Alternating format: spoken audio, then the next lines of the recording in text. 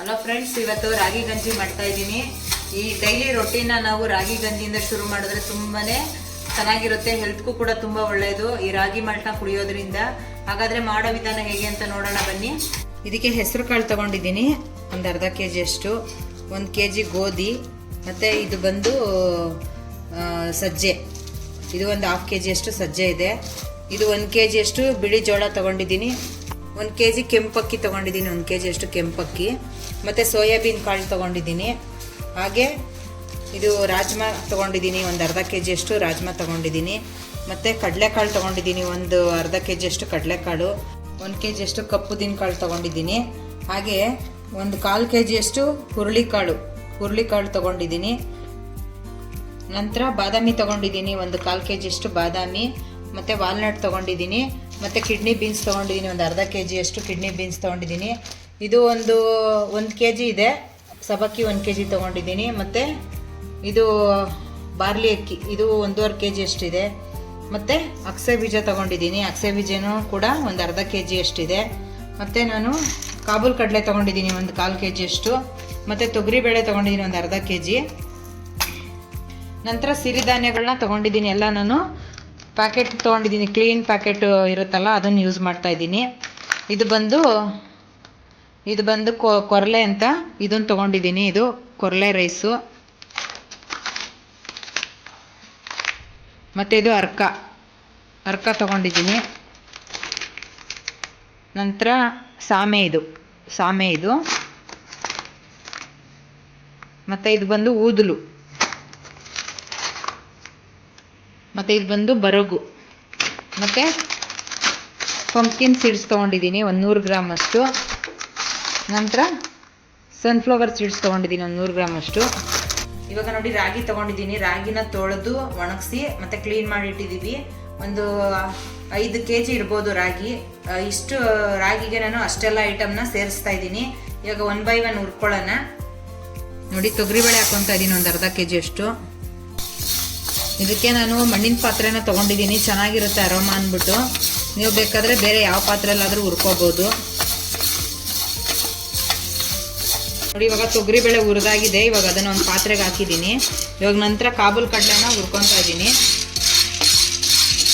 ತುಂಬ ಸಿಂಪಲ್ಲು, ಏನಿಲ್ಲ, ಒಂದೊಂದೇ ಹುರ್ಕೊಂಡು ನಾವು ಸಪ್ರೇಟಾಗಿ ಪಾತ್ರೆಗೆ ಸೇರಿಸೋದು ಅಷ್ಟೇ.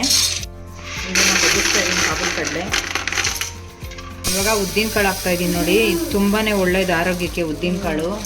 ಈ ಉದ್ದಿನ ಮುದ್ದೆ ಅಂತೆಲ್ಲ ಮಾಡ್ತಾರೆ, ತುಂಬಾ ಶಕ್ತಿ, ಸೊಂಟಕ್ಕೆಲ್ಲ ತುಂಬ ಒಳ್ಳೇದು, ಇದು ಬಲ ಅಂತ ಹೇಳ್ತಾರೆ. ಇದನ್ನು ಕೂಡ ಅಷ್ಟೇ ಚೆನ್ನಾಗಿ ಇದನ್ನು ಸೀಸ್ತಿರೋ ಥರ ಚೆನ್ನಾಗಿ ಫ್ರೈ ಮಾಡ್ಕೊಬೇಕು. ಇವಾಗ ನೋಡಿ ಹೆಸ್ರು ಕಾಳು ಹಾಕ್ತಾಯಿದ್ದೀನಿ. ಈ ಹೆಸ್ರು ಕಾಳು ತುಂಬಾ ಒಳ್ಳೆಯದು, ದೇಹಕ್ಕೆ ತಂಪು, ಆರೋಗ್ಯಕ್ಕೂ ಕೂಡ ಒಳ್ಳೆಯದು. ನಾವಿಷ್ಟು ಕಾಳು ಮತ್ತು ಇಷ್ಟು ಸಿರಿಧಾನ್ಯಗಳನ್ನ ನಾವು ಅಟ್ ಎ ಟೈಮ್ ತಿನ್ನೋದು ಕಷ್ಟನೇ. ಹಾಗಾಗಿ ಈ ಥರ ಮಾಡ್ಕೊಂಡು ಕುಡಿದ್ರೆ ತುಂಬ ಹೆಲ್ತ್ ಬೆನಿಫಿಟ್ ಸಿಗ್ತವೆ. ಆವಾಗಲೇ ಹಾಕಿದ್ದು ನಾನು ಕಾಬೂಲ್ ಕಡಲೆ. ಇವಾಗ ನೋಡಿ ಈ ಕಡಲೆಕಾಳು ಹಾಕ್ತಾಯಿದ್ದೀನಿ, ನಾಟಿ ಕಡಲೆಕಾಳು.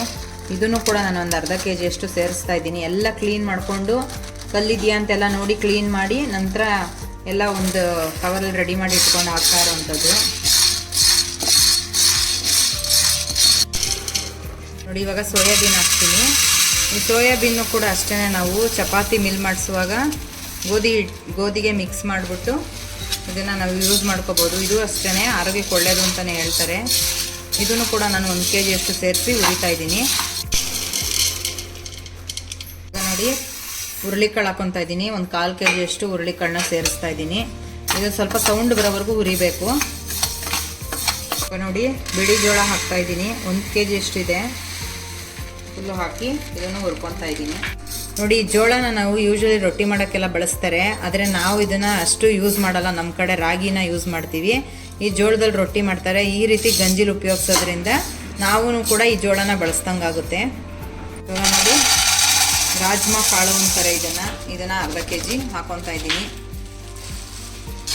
ಇದನ್ನೆಲ್ಲ ಯೂಶ್ವಲಿ ನಾವು ಕರಿ ಮಾಡುವಾಗ ಯೂಸ್ ಮಾಡ್ತಾರೆ, ನಾವಷ್ಟು ಬಳಸಲ್ಲ, ಇದನ್ನು ರೇರಾಗಿ ಉಪಯೋಗಿಸ್ತೀವಿ. ಈ ಥರ ಗಂಜಿ ಮಾಡಿ ಕುಡಿಯೋದ್ರಿಂದ ಈ ಕಾಳನ್ನು ಕೂಡ ನಾವು ನಮ್ಮ ಒಂದು ಹೆಲ್ತಿ ರೊಟೀನಲ್ಲಿ ಇದನ್ನು ಬಳಸ್ದಂಗಾಗುತ್ತೆ.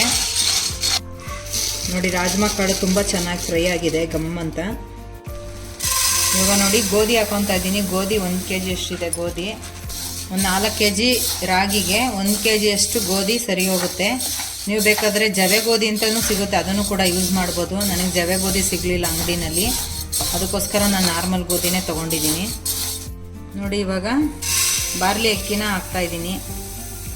ಈ ಬಾರ್ಲಿ ಗಂಜಿ ಮಾಡ್ಕೊಂಡು ಕುಡಿತಾರೆ ಯೂಶಲಿ, ತುಂಬಾ ಒಳ್ಳೆಯದು ಇದು ಕೂಡ. ಈ ಬಾರ್ಲಿ ಗಂಜಿನ ನಾವು ಡೈಲಿ ಖಾಲಿ ಹೊಟ್ಟೆನಲ್ಲಿ ಕುಡಿಯೋದ್ರಿಂದ ತುಂಬಾ ಬೆನಿಫಿಟ್ ಇದೆ ಆರೋಗ್ಯಕ್ಕೆ. ಇದನ್ನು ಕೂಡ ಚೆನ್ನಾಗಿ ಹುರಿದು ಇದಕ್ಕೆ ಸೇರಿಸ್ಕೊತೀನಿ. ಈ ಬಾರ್ಲಿ ದೇಹಕ್ಕೆ ತುಂಬಾ ತಂಪು ಅಂತಾರೆ. ಡಾಕ್ಟ್ರ್ ಹತ್ರ ಎಲ್ಲ ಹೋದಾಗ ಬಾರ್ಲಿ ಗಂಜಿನೇ ಕುಡೀರಿ ಅಂತಲೇ ಹೇಳ್ತಾರೆ. ಈ ಗೈನಕಾಲಜಿಸ್ಟ್ ಜಾಸ್ತಿ ಹೆಣ್ಮಕ್ಳಿಗೆ ಹೇಳೋವಂಥದ್ದೇ ಇದು, ಬಾರ್ಲಿ ಗಂಜಿ ಕುಡೀರಿ, ನಿಮಗೆ ಏನೇ ಒಂದು ಇನ್ಫೆಕ್ಷನ್ಸ್ ಇದ್ರೂ, ಯೂರಿನ್ ಇನ್ಫೆಕ್ಷನ್ಸ್ ಎಲ್ಲ ಆದಾಗ ಇದನ್ನು ಯೂಸ್ ಮಾಡಿ ಜಾಸ್ತಿ ಅಂತಲೇ ಹೇಳೋದು. ಇವಾಗ ನೋಡಿ ಕೆಂಪಕ್ಕಿನ ಸೇರಿಸ್ತಾ ಇದ್ದೀನಿ. ಕೆಂಪಕ್ಕಿ 1 kg ಇದೆ. ನೋಡಿ ಈ ಕೆಂಪಕ್ಕಿನ ನಾವು ನಾರ್ಮಲಾಗಿ ಅನ್ನ ಮಾಡುವಾಗ ಯೂಸ್ ಮಾಡಬೇಕು. ತುಂಬ ಚೆನ್ನಾಗಿರುತ್ತೆ ಅನ್ನ ಮಾತ್ರ ತಿನ್ನೋಕ್ಕೆ. ಇದರಲ್ಲಿ ಪಾಲಿಶ್ ಎಲ್ಲ ತೆಗೆದಿರಲ್ಲ, ಹಂಗಾಗಿ ಇದನ್ನು ಹೆಲ್ತ್ಗೆ ಒಳ್ಳೆಯದು ಅಂತಲೇ ಹೇಳ್ತಾರೆ. ನಾವು ಡೈಲಿ ರೋಟಿನಲ್ಲಿ ಈ ಥರ ಎಲ್ಲ ಪದಾರ್ಥಗಳನ್ನ ಬಳಸೋದು ತುಂಬಾ ಕಷ್ಟ. ಅಟ್ ಎ ಟೈಮ್ ನಾವು ಎಲ್ಲಿ ಬಳಸ್ತೀವಿ, ಹಾಗಾಗಿ ಈ ಥರ ಮಾಡ್ಕೊಂಡು ಕುಡಿಯೋದ್ರಿಂದ ತುಂಬಾ ಒಳ್ಳೆಯದಾಗುತ್ತೆ. ಇವಾಗ ನೋಡಿ ಸಾಬುದಾನ ಹಾಕ್ತಾಯಿದ್ದೀನಿ. ಅರ್ಧ ಕಿಲೋ ಅಷ್ಟು ಸಾಬುದಾನ ಇದೆ. ಇದನ್ನು ಯೂಶಲಿ ನಾವು ಉಪ್ಮಾ ಮಾಡೋದಕ್ಕೆ ಮತ್ತು ಪಾಯಸ ಮಾಡೋದಕ್ಕೆಲ್ಲ ಯೂಸ್ ಮಾಡ್ತೀವಿ. ಗಂಜಿ ಮಾಡೋದಕ್ಕೂ ಕೂಡ ಇದನ್ನು ಬಳಸಿದ್ರೆ ತುಂಬಾ ಒಳ್ಳೆಯದು, ತಂಪು ಅಂತ ಹೇಳ್ತಾರೆ ಇದನ್ನು. ನೋಡಿ ಇದು ಕಿಡ್ನಿ ಬೀನ್ಸ್ ಹಾಕ್ತಾಯಿದ್ದೀನಿ. ಇದನ್ನು ಯೂಶಲಿ ನಾವು ಅವಾಗೆಲ್ಲ ಪಲಾವ್ ಮಾಡುವಾಗ ಯೂಸ್ ಮಾಡ್ತಿದ್ದೋ. ಈ ಬಟ್ರುಗಳೆಲ್ಲ ಈ ಮದುವೆ ಮನೆಯಲ್ಲಿ ಅಥವಾ ಏನೋ ಫಂಕ್ಷನ್ಗಳಲ್ಲೆಲ್ಲ ಹಾಕೋರು, ನನಗೆ ನಾಗ್ತಾ ಇದೆ ಅವಾಗ. ಬಟ್ ಇವಾಗ ಯಾರೂ ಅಷ್ಟು ಯೂಸ್ ಮಾಡಲ್ಲ ಇದನ್ನು ಕೂಡ ನಾನು ಗಂಜಿಗೆ ಸೇರಿಸ್ತಾ ಇದ್ದೀನಿ.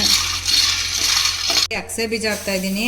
ಇದೊಂದು ಅರ್ಧ kg ಅಷ್ಟು ಅಗಸೆ ಬೀಜ ಇದೆ. ಅಗಸೆ ಬೀಜನ ನಾವು ತಿನ್ನೋದ್ರಿಂದ ಕೊಲೆಸ್ಟ್ರಾಲ್ ಮಟ್ಟ ತುಂಬಾ ಕಡಿಮೆ ಆಗುತ್ತೆ, ತುಂಬಾ ಆರೋಗ್ಯಕ್ಕೆ ಒಳ್ಳೆಯದು. ಇದರಿಂದ ಮಾತ್ರೆನೂ ಕೂಡ ಸಿಗುತ್ತೆ. ಮಾತ್ರೆ ಎಲ್ಲ ಮೆಡಿಕಲ್ ಸ್ಟೋರ್ಗಳಲ್ಲೆಲ್ಲ ತೊಗೊಂಡು ಹೋಗ್ತಾರೆ, ಮಂಡಿ ನೋವಿರೋರು ಈ ಥರ ಇರೋರೆಲ್ಲ. ಇದರ ಚಟ್ನಿ ಪುಡಿ ಆಗಲಿ ಅಥವಾ ಗಂಜಿ ಆಗಲಿ ಯಾವುದಾವ ರೂಪದಲ್ಲಿ ನಾವು ಇದನ್ನು ತಿನ್ನೋದ್ರಿಂದ ಅಥವಾ ಕುಡಿಯೋದ್ರಿಂದ ಒಳ್ಳೆಯದಾಗುತ್ತೆ ನಮ್ಮ ದೇಹಕ್ಕೆ ಅಂತಲೇ ಹೇಳ್ಬೋದು. ಇದನ್ನು ಕೂಡ ನಾವು ಚೆನ್ನಾಗಿ ಸ್ವಲ್ಪ ಸೌಂಡ್ ಬರೋವರೆಗೂ ನೋಡಿ ಫ್ರೈ ಮಾಡ್ಕೊತಾ ಇದ್ದೀನಿ.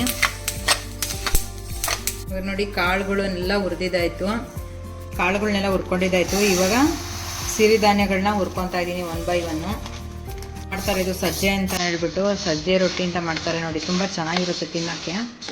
ಇದನ್ನು ಕೂಡ ನಾನು 1 kg ಅಷ್ಟನ್ನ ಹುರಿದು ಗಂಜಿಗೆ ಸೇರಿಸ್ತಾ ಇದ್ದೀನಿ. ಈಗ ಸಾಮೆ ಅಕ್ಕಿನ ಹಾಕ್ಕೊತಾ ಇದ್ದೀನಿ. ಇವಾಗ ಅರ್ಕ ರೈಸ್ನ ಹಾಕ್ತಾಯಿದ್ದೀನಿ. ನೋಡಿ ಅರ್ಕ ರೈಸ್ನ ನಾವು ಅನ್ನ ಕೂಡ ಮಾಡ್ಕೊಂಡು ತಿನ್ಬೋದು. ಈ ಡಯಟಲ್ಲಿರೋರು, ಅನ್ನ ತಿನ್ನಲ್ಲ ಅನ್ನೋರು ಇದರಲ್ಲಿ ರೈಸ್ ಮಾಡ್ಕೊಂಡು ತಿಂದರೆ ತುಂಬ ಚೆನ್ನಾಗಾಗುತ್ತೆ. ಅನ್ನ ಮಾತ್ರ ರುಚಿಯಾಗಿರುತ್ತೆ. ನಾನು ಕೂಡ ಮಾಡ್ಕೊತಿದ್ದೆ, ಆದರೆ ಇದನ್ನು ನಾವು ರೇರಾಗಿ ಉಪಯೋಗಿಸ್ತೀವಿ, ಮಾಮೂಲಿ ಡೈಲಿ ಉಪಯೋಗಿಸಲ್ಲ. ಹಾಗಾಗಿ ಈ ಥರ ಗಂಜಿನಲ್ಲಿ ನಾವು ಇದನ್ನು ಸೇರಿಸ್ಕೊಂಡ್ರೆ ಒಳ್ಳೆ ಹೆಲ್ತಿ ಬೆನಿಫಿಟ್ ಸಿಗೋದಂತೂ ಗ್ಯಾರಂಟಿ. ನೋಡಿ ಇದು ಬರಗು, ಇದು ಸೇಮ್ ನವಣೆ ಅಕ್ಕಿ ಥರನೇ ಇರುತ್ತೆ, ಸ್ವಲ್ಪ ದಪ್ಪ ಬರುತ್ತಾದರೆ. ಇದನ್ನು ಅಷ್ಟೇ ಚೆನ್ನಾಗಿ ಹುರಿದು ಈ ಗಂಜಿ ಹಸಿಟ್ಟಿಗೆ ನಾವು ರೆಡಿ ಮಾಡ್ಕೊಂಡು ಕುಡಿದ್ರೆ ತುಂಬ ಒಳ್ಳೆಯದು. ನೋಡಿ ಫೈನಲಿ ಎಲ್ಲ ಸಿರಿಧಾನ್ಯನೂ ಹುರಿದಾಯಿತು. ಇವಾಗ ನೋಡಿ ಕುಂಬಳಕಾಯಿ ಬೀಜ ಹಾಕ್ತಾಯಿದ್ದೀನಿ. ಎರಡೂ ಕೂಡ ಮಿಕ್ಸ್ ಮಾಡಿ ಹುರ್ಕೊತಾ ಇದ್ದೀನಿ. ಇವಾಗ ಬಾದಾಮಿನೂ ಕೂಡ ಹಾಕ್ಕೊಂಡು ಹುರ್ಕೊತಾ ಇದ್ದೀವಿ. ಒಂದು 1/4 kg ಅಷ್ಟು ಇದೆ ಬಾದಾಮಿ. ಬೇಕಾದರೆ ಜಾಸ್ತಿನೇ ಹಾಕೋಬೋದು. ನಾನು 100 ಗ್ರಾಮ್ ಹಾಕಿದ್ದೀನಿ. ಜಾಸ್ತಿ ಹಾಕಿದ್ರೆ ಮಿಷಿನಲ್ಲಿ ಅದು ಎಣ್ಣೆ ಥರ ಬಿಟ್ಕೊಬಿಡುತ್ತೆ ಅಂದ್ಬಿಟ್ಟು ಇಷ್ಟು ಸೇರಿಸ್ತಾ ಇದ್ದೀನಿ. ಇವಾಗ ನೋಡಿ ಒಂದು ಅರ್ಧದಷ್ಟು ಬಾದಾಮಿ ಫ್ರೈ ಆಗಿದೆ. ಇವಾಗ ನಾನು ವಾಲ್ನಟ್ನ ಹಾಕ್ತಾಯಿದ್ದೀನಿ. ಇದನ್ನು ಜೊತೆಲೇ ಸೇರಿಸಿ ಹುರ್ಕೊತಾ ಇದ್ದೀನಿ. ಸ್ವಲ್ಪ ಏಲಕ್ಕಿನ ಹಾಕ್ತಾಯಿದ್ದೀನಿ, ಒಂದು 15 ಪೀಸ್ ಇರ್ಬೋದು ಏಲಕ್ಕಿ. ನೋಡಿ ಇವಾಗ ಸ್ವಲ್ಪ ಒಣಶುಂಠಿನ ಹಾಕ್ತಾಯಿದ್ದೀನಿ. ಒಣಶುಂಠಿನ ಸ್ವಲ್ಪ ಪುಡಿ ಮಾಡಿಬಿಟ್ಟು ಇದಕ್ಕೆ ಸೇರಿಸ್ಕೊಂಡು ನೋಡಿ. ಈ ಒಣಶುಂಠಿನೂ ಕೂಡ ನಾವು ಇಷ್ಟೊಂದು ಕಾಳು ಮತ್ತು ಇದೆಲ್ಲ ಹಾಕಿರೋದ್ರಿಂದ ಜೀರ್ಣ ಕೊಡುತ್ತೆ ಒಣಶುಂಠಿ ಯೂಸ್ ಮಾಡೋದ್ರಿಂದ.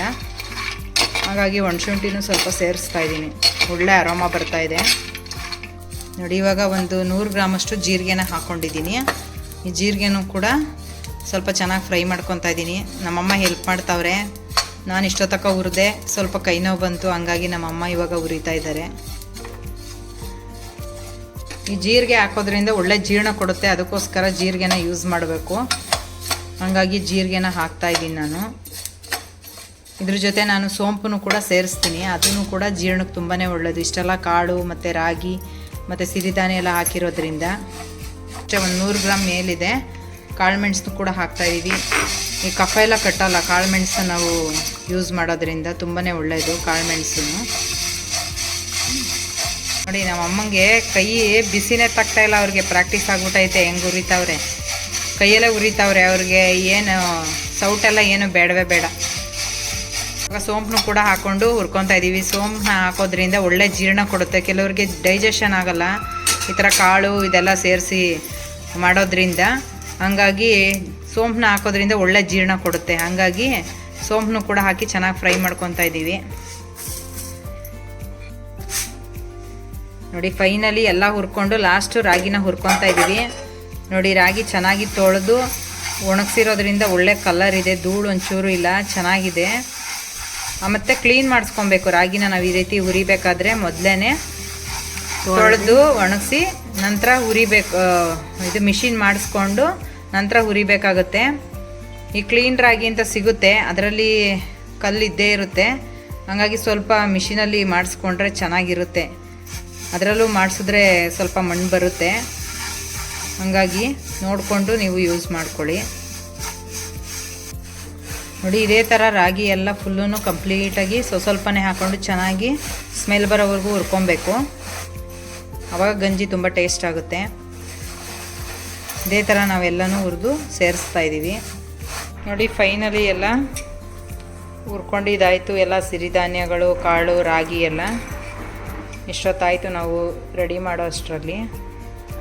ಇದರಲ್ಲಿ ಸ್ವಲ್ಪ ಕಾಳು ಜಾಸ್ತಿ ಇದೆ, ಇದೆಲ್ಲ ಮಿಕ್ಸ್ ಮಾಡಬೇಕು. ತುಂಬಾ ಜಾಸ್ತಿ ಆಯಿತು, ಅಪರೂಪಕ್ಕೆ ಮಾಡೋವಂಥದ್ದು, ಪದೇ ಪದೇ ಮಾಡೋಕ್ಕಾಗಲ್ಲ ಅಂದ್ಬಿಟ್ಟು ಜಾಸ್ತಿನೇ ಮಾಡ್ಕೊಂಡಿದ್ದೀನಿ. ಇವಾಗ ಇದಕ್ಕೆ ನಾನು ಒಂದು 3 ಹಿಡಿಯಷ್ಟು ಉಪ್ಪನ್ನ ಸೇರಿಸ್ತಾ ಇದ್ದೀನಿ. ಇವಾಗ ನೋಡಿ ಉಪ್ಪು ಹಾಕ್ತಾಯಿದ್ದೀನಿ. ಕಾಳುಗಳೆಲ್ಲ ಹಾಕಿರೋದ್ರಿಂದ ಹಿಟ್ಟು ಕೆಡಬಾರ್ದು ಅಂದ್ಬಿಟ್ಟು. ಇವಾಗ ಇದನ್ನು ಮಿಲ್ಲಿಗೆ ತೊಗೊಂಡೋಗ್ಬೇಕು. ಮಿಲ್ ಮಾಡಿಸಿದ ನಂತರ ಹಿಟ್ಟು ಯಾವ ರೀತಿ ಬಂದಿದೆ ಅಂತ ಅಂದ್ಬಿಟ್ಟು ನೆಕ್ಸ್ಟ್ ವೀಡಿಯೋದಲ್ಲಿ ತೋರಿಸ್ತೀನಿ. ಮತ್ತು ಗಂಜಿ ಮಾಡೋದನ್ನು ಕೂಡ. ಎಲ್ರಿಗೂ ನಮಸ್ಕಾರ.